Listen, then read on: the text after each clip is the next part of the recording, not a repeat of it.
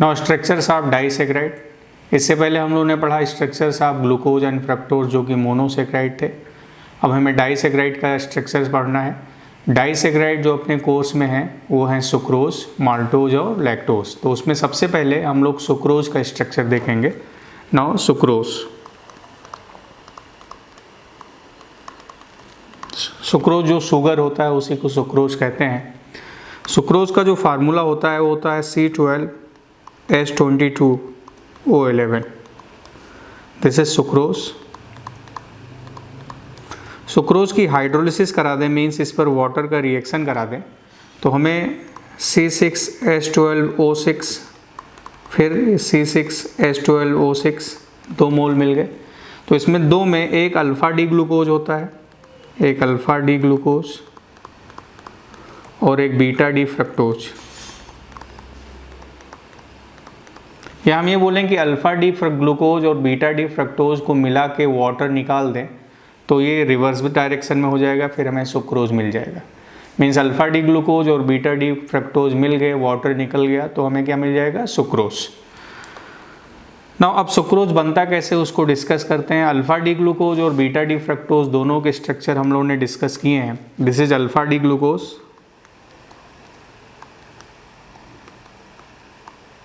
Alpha D glucose में carbon number 1 पर OH नीचे होता है, 2 पर OH, 2 पर भी OH नीचे ही रहता है।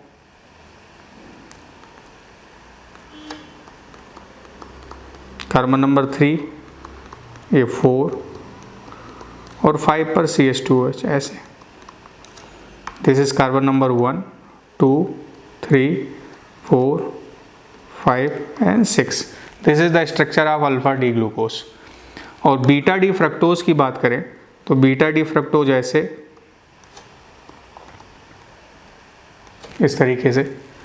बीटा डी फ्रक्टोज में कार्बन नंबर 2 पर ये OH यहाँ पर और ये CH2OH, 3 पर OH, 4 पर OH और 5 पर CH2OH ऐसे। This is beta D fructose. Now this is carbon number 1 dash, इसको कर देते हैं क्योंकि 1 2 यूज कर चुके हैं। This is 2 dash, 3 dash, this is 4 dash, 5 और 6, ये हो गया। अब जब इन दोनों को मिलाते हैं और H2O निकल जाता है तो बनने वाले प्रोडक्ट को सुक्रोज कहते हैं। अब आप देखिए कि यहाँ से एक से OH और एक से H निकल गया, ऐसे ये निकल गया। अब जो रिजल्टिंग स्ट्रक्चर बना उसी को हम सुक्रोज बोलते हैं। वो ऐसे बन गया, this is O, this one.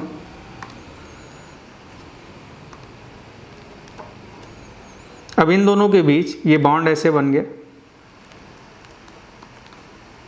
This is O, ऐसे। अब कार्बन नंबर 2 पर OH, ये इसका OH है, this is 3, 4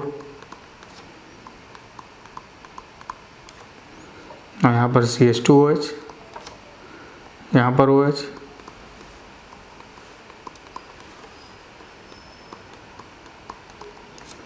this is the structure of sucrose. ये सुक्रोज हो गया।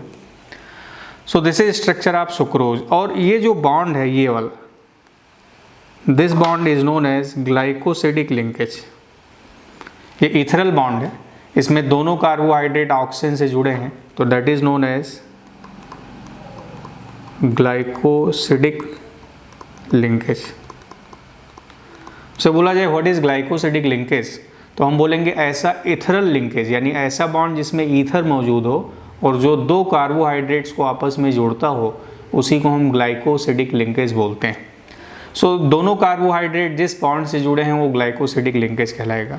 और ये जो ग्लाइकोसिडिक लिंकेज है, this is 1,2 glycosidic linkage, this is 1,2 dash glycosidic linkage, क्योंकि एक का carbon number 1, this is carbon number 1, 2, 3, 4, 5, 6। Now this is 1 dash, 2 dash, 3 dash, 4 dash, 5 dash और 6 डैश। एक का कार्बन नंबर 1 दूसरे के कार्बन नंबर 2 डैश से जुड़ा था, तो ये 1,2 ग्लाइकोसिडिक लिंकेज होगा। या मैं इसको अल्फ़ा बीटा ग्लाइकोसिडिक लिंकेज भी बोल सकता हूँ, क्योंकि एक का अल्फा स्ट्रक्चर आ रहा था और एक का बीटा स्ट्रक्चर आ रहा था, तो this is alpha beta glycosidic linkage. और जो सुक्रोज है ये non reducing sugar, this is non reducing sugar.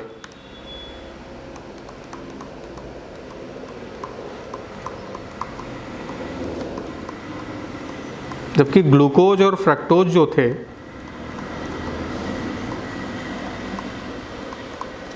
ये रिड्यूसिंग शुगर थे।